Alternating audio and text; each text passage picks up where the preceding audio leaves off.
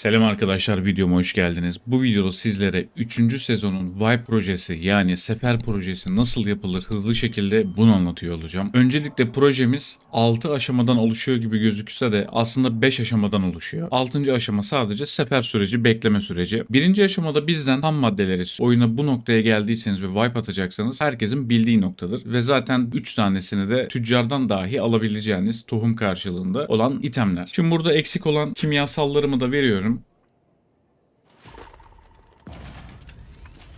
Ve projem seviye 2'ye geçmiş oluyor. Öncelikle bizden istediği burada dayanıklı kumaş. Elimde 3 adet vardı. Verdim ve kalanını ne yapmam gerekiyor? Hemen dönüştürücüye gelip kumaş karşılığında burada dayanıklı kumaş üretebiliyorsunuz. 27 adet eksiğimiz vardı. Bunu ürettik. İlk aşamayı tamamladık. Şimdi burada 25 tane kablomuz gerekiyor. Öncelikle hemen 10 tanesini tüccardan alalım. Kalanı için ise elimizdeki materyalleri dönüştürerek elde edebiliriz. Evet, şimdi benim elimde tüccardan aldıklarımla birlikte totalde 14 tane kablo çıktı. Geriye 11 tane eksiğim kalmış oldu. Bunu şimdilik es geçiyorum. Elektrik bileşenlerine geliyorum. Henüz elimde bu da yok. Ancak bunu üretmesi de çok basit. Atölyeye geldiğinizde burada üretimini yapabilirsiniz.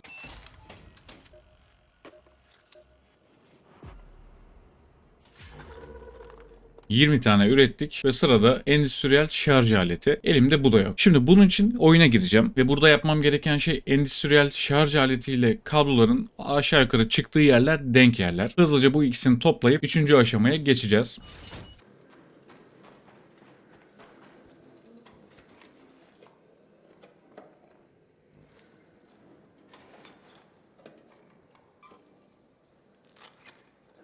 Bak, nakliye deposunda şurada oluyor. Şu alt ortadaki şurada oluyor. Yani şu boşluklardan birinde oluyor ve her seferinde muhakkak bir tane endüstriyel pil atıyor. Aklınızda bulunsun. Evet, endüstriyel şarj aletimizi de tamamladık. Ve 3. aşamaya geçmiş bulunuyoruz. Şimdi burada bizden bir tane cezve istiyor. Bunu birçok evden bulabilirsiniz. Mavi kapı gezdiğiniz zaman evleri, örnek veriyorum, çok rahat bir şekilde cezvelere erişebilirsiniz. O yüzden bunu uzun uzun anlatmayacağım. Şimdi burada bir tane Exodus modele ihtiyacımız var. Bunu tohum karşılığı tüccardan zaten alabiliyorsunuz. 25 adet pil lazım bize. 10 tanesini zaten yine tüccardan aldık. Geriye kaldı 15 tane. Evet, şimdi en iyi pil kasıldığı noktaya geldiğimi düşünüyorum. Ama buraya bizden önce birisi girmiş.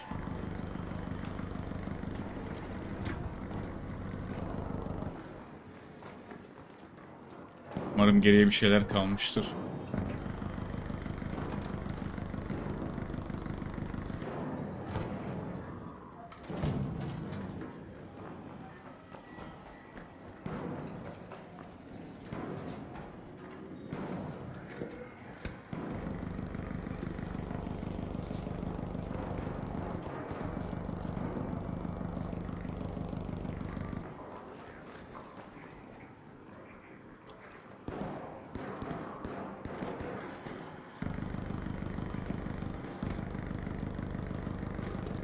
Dokuz tane daha pile ihtiyacım var. Buraya tekrar geldim. Şunları pile dönüştürebilirim diye düşündüm.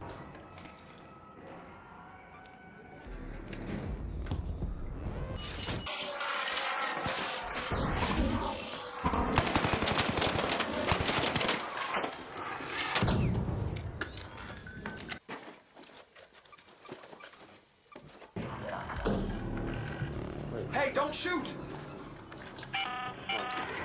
To get out of there. Firefly, down there.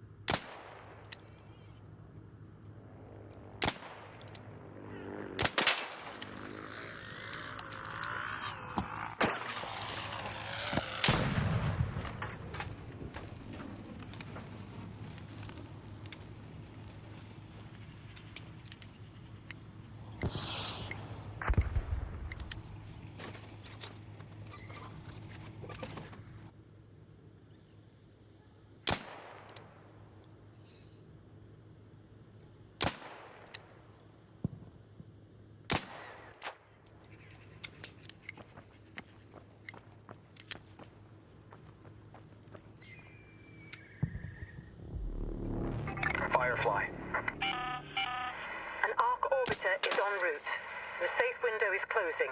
You have 10 minutes to return to Speranza. I repeat, 10 minutes.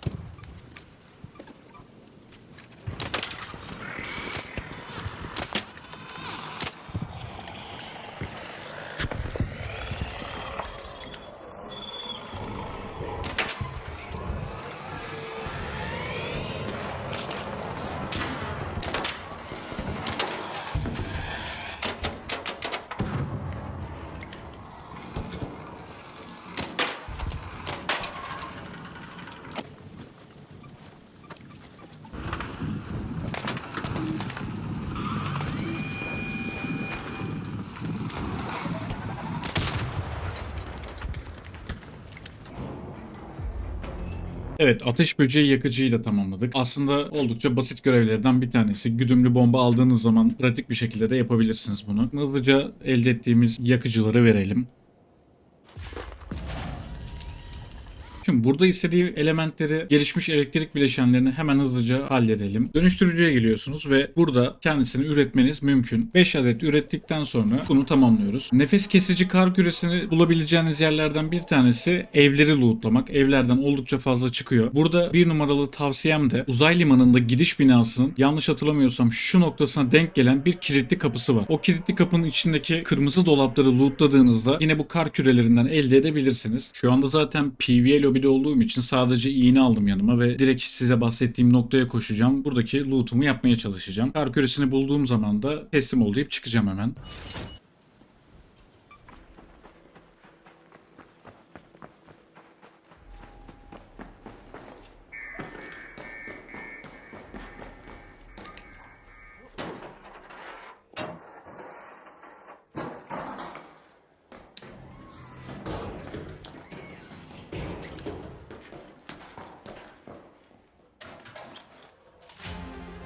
Ve bakın direkt kar küresini elde ettik. Ben buradaki loot'u göstereyim size yine hazır gelmişken.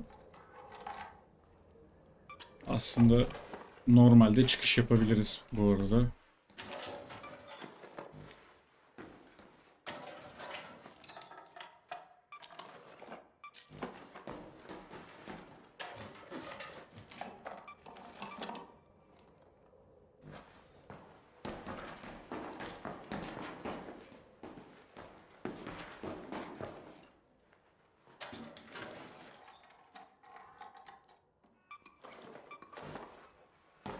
Şurada silah kutusu oluyor. Şu an spawnlanmamış ama burayı kontrol etmeyi de unutmayın. Silah çantasını es geçmeyin çünkü. 38K, Allah bereket versin deyip hemen şuradan da Let's çıkış head home with the atabiliriz. west elevator. Kar küremizi de tamamladık. Şimdi kırık yönlendirme sistemi için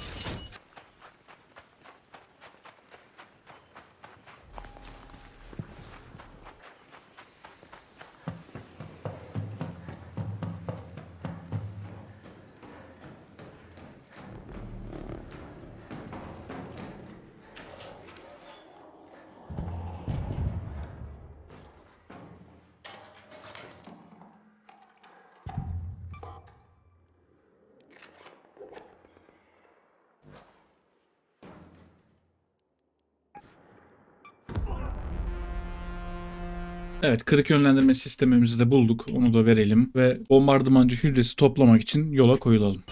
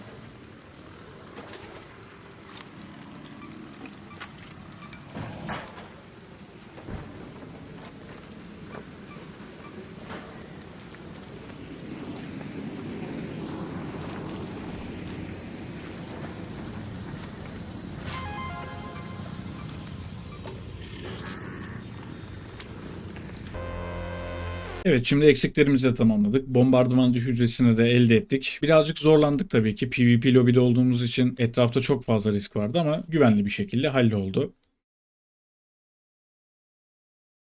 Şimdi geldik insanların en çok zorlandığı ve sıkıntı yaşadığı noktaya. Şimdi buradaki materyalleri, manyaları, hayatta kalma eşyalarını ve çatışma eşyalarını toplamakta çok ciddi zorluklar yaşanılabiliyor. Ben hemen elimdekileri buraya basarak yapmaya başlıyorum. Şimdi materyal bölümünde 300.000 jeton değerinde eşya teslim etmem gerekiyor. Ben burada en az kullandıklarımı seçerek bunları veriyor olacağım. Konsolda çoklu seçim yapmak için burada L2 tuşuna basılı tutarak X'e bastığınızda çoklu seçimi yapabiliyorsunuz. Şimdi ben burada görmüş olduğunuz kumanyaları teslim ettim. Burada üzerinde şu solda görünen yaprak işaretleri, kutu, elmas, kitap, anahtar gibi üzerinde semboller olan her şeyi burada verebiliyorsunuz. Ama ben bu kumanyaları hızlıca nasıl kasacağınızı da gösteriyor olacağım. Çünkü zaten benim de eksiğim var. Hızlıca sizlerle bunu tamamlıyor olacağız. Şimdi geçelim hayatta kalma eşyalarına. Bu hayatta kalma eşyaları vermesi aslında oldukça basit. Eğer zorlandığınız noktada MK2 çanta üreterek de aslında bunu hızlıca doldurabilirsiniz. Evet, burada gördüğünüz gibi 3 tane bölümü sizlerle birlikte hızlıca tamamladım. Şu an geriye ne kaldı? Kumanyalar kaldı. Genelde insanların en çok karanlığını ağrıtan nokta burası. Ama buraya geçmeden önce hayatta kalma için dediğim gibi MK2 çanta üretebilirsiniz, armor satın alabilirsiniz ya da paranız karşılığında tüccardan armor doldurucu satın alıp bunları dönüştürüp bağışlayabilirsiniz. Ama maalesef kumanyalarda burada elimiz kolumuz bağlanıyor. Şimdi bu kumanyaları kasmak için bizim gideceğimiz nokta Gömülüşehir'deki Grandiso Apartmanı. Burayı gerçekten hızlı bir şekilde lootlayıp hemen şuradaki Piazza'da Roma'dan da çok kolay çıkışımızı yapabileceğiz. Evet, şu an birazcık uzağa spawnlandık ama yapacak bir şey yok. Hızlıca koşup lootlayabildiğimi alıp çıkmak istiyorum.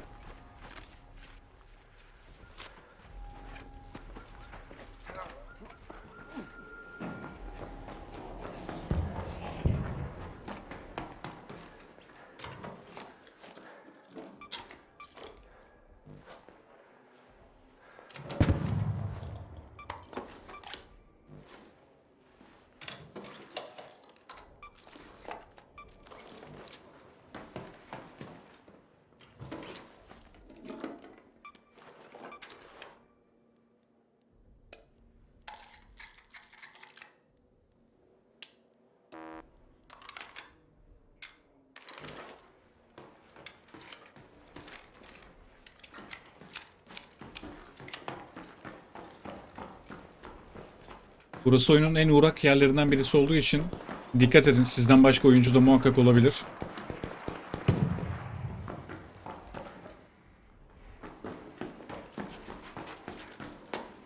Hey!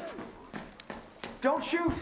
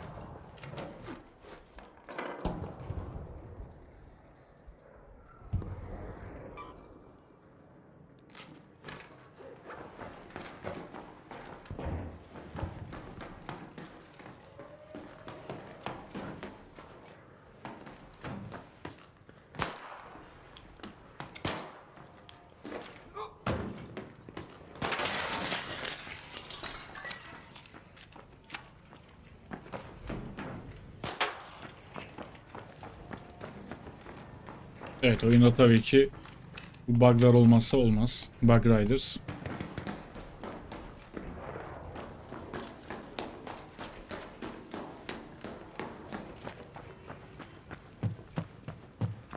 Şu an gittiğim noktada adam vardı bu arada. Hey there! Don't shoot! Burasının lootlandığını düşünüyorum.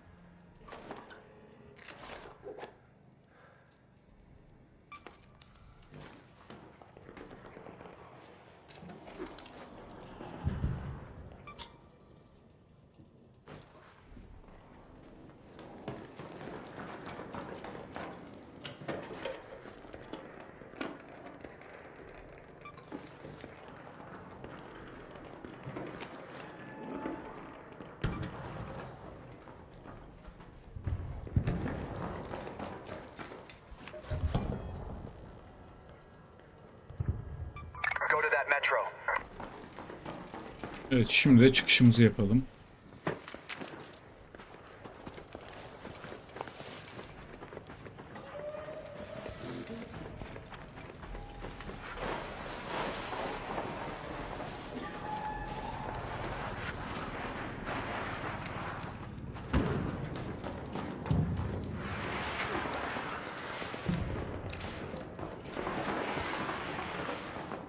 Hey!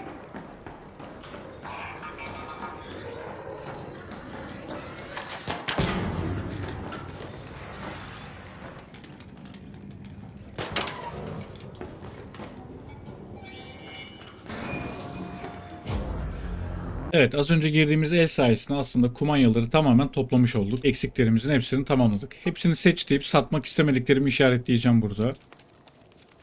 Onayla diyorum. Buradaki proje sürecini tamamlamış olduk. Şimdi gelelim bundan sonra ne olacak? Yeni paylaşmış olduğum bu Expedition süreciyle alakalı hemen burada da küçük bir hatırlatma tekrar yapayım. Artık şu anda envanter değerimin veya üzerimdeki jeton fiyatlarının artık hiçbir önemi yok. Çünkü artık bunu hasar sistemi üzerinden yapılacak. Hasar sistemiyle ilgili henüz net bir bilgi yok. Ancak burada benim anladığım %100 olan arklara vereceğimiz hasar, emin olmadığım kesim ise artı Raider'lara vereceğimiz hasar. Bu 5 günlük bir süre oluşacak. Bu süre nasıl oluşacak? Hemen onu anlatayım size. Aşağıda 7 gün 20 saat 16 dakika yazıyor. Bu süre dolduğu zaman yani 28 Nisan'da sefer sürecimiz başlayacak ve burada sefere katıl diye bir buton çıkıyor olacak. Sen henüz hasar vermeden de bu butona katıl tuşuna basabilirsin. Projenin ilk 5 aşamasını tamamladıktan sonra. Ancak burada şöyle bir durum var. Bunu para üzerinden anlatayım. Daha sonra da yeni sistem üzerinden anlatayım. Direkt bu süreci şöyle anlatayım. Yeni yapıyla birlikte. Şu an tamamen örnekler üzerinden anlatacağım. Verdiğim rakamlar Embark'ın açıkladığı rakamlar değil. Tamamen ben size anlatabilmek için örnek bir yapı anlatıyorum şu anda. Bizden totalde istenilen 5000 hasar puanı. Bunu nasıl yaptığın önemli değil. Ark kesersin, Raider kesersin, bu sana kalmış. 5000 puanı elde ettin. Burada ya 5000 puan yapman gerekiyor. Burada biz şunu düşünelim. Bir yetenek puanı 1 milyon hasara denk geliyor. Sen burada henüz daha hiç hasar vermedin. 5. gün direkt sefere katıl butonuna basıp katılabilirsin. Ancak şöyle bir durum var. 5. gün dolduğunda senden istenilen bütün hasarları yerine getirirsen 5 yetenek puanını alırsın. Diyelim bu hedef 5 milyon hasar. Sen 5 milyon değil 4 milyon hasar yaptıysan örnek veriyorum, burada alacağın yetenek puanı 4 yetenek puanı. Ya da sen 3 milyon hasar verdin, burada alacağın yetenek puanı 3 yetenek puanı. Yani ilk wipe'a göre aslında bunu anlattım birazcık ama aşağı yukarı olacak şeyler bu şekilde. Sen ikinci wipe'da tam paranı biriktiremedin ve 5 yetenek puanı yerine 3 yetenek puanı aldın. Şu anki wipe sürecinde tamamladın. İstenilen hasarı da tamamladın. Bu wipe'dan da 5 yetenek puanı alacaksın. Embark sana şöyle bir imkan daha sunuyor. Geriye dönük bir önceki wipe'tan alamadığın o 2 yetenek puanın var ya, bu 2 yetenek puanının da tanesi 300.000 jeton olarak, yani 2 yetenek alamamıştın. 600.000 jetona bu bir önceki wipe'tan alamadığın o 2 yetenek puanını da harici olarak alabileceksin. Bunlar güzel imkanlar. Ancak sen bugüne kadar hiç sefer projesine katılmadın. Projeyi yapmaktan bahsetmiyorum. Finalde sefere katıl butonuna basacaksın. Buna basmıyorsan, buna basmamışsan eğer geriye dönük hiçbir yetenek puanını alamıyorsun. Bunun tartışmasını bir önceki wipe'da yaşadık. Wipe 2'de ve bu sefere katıl butonuna basmayan arkadaşlarımız kaybettikleri, alamadıkları ya da almadıkları yetenek puanlarını alamadılar. Aklınızda bulunsun. Bir önceki seferde sefere katıl butonuna basan ve tam yetenek puanını elde edemeyen kişiler için oluşturulmuş bir imkan bu. Bu videoda anlatacaklarım bu kadardı. En hızlı şekilde bu süreci nasıl yaparsınız onu anlattım. Genelde insanlar burada 5. aşamada takılıyorlar. Bu kumanya bulma, silah bulma. Burada yapacağınız şey şu. En basit ve üretmesi sana en kolay gelen silahı hızlıca üretip burada bağış yapabilirsin. Aynı şekilde çanta da yapabilirsin. Hiçbir şey yapamıyorsan tüccardan o şeylerin karşılıklarını satın alabilirsin. Elinde yeterli paran varsa. Çünkü artık bu paraların da pek bir değeri kalmadı. Bu şekilde hızlıca da doldurabilirsin. Sadece kumanyada dediğim gibi gömülü şehirde size gösterdiğim alanı gidip lootlayarak çok kısa sürede hızlıca kumanya parçaları toplayabilirsiniz. Aklınızda bulunsun. Anlatacaklarım bu kadardı. Buraya kadar izlediyseniz lütfen videoya beğeni atmayı, kanala abone değilseniz de abone olmayı unutmayın. Kendinize iyi bakın. Hoşça kalın.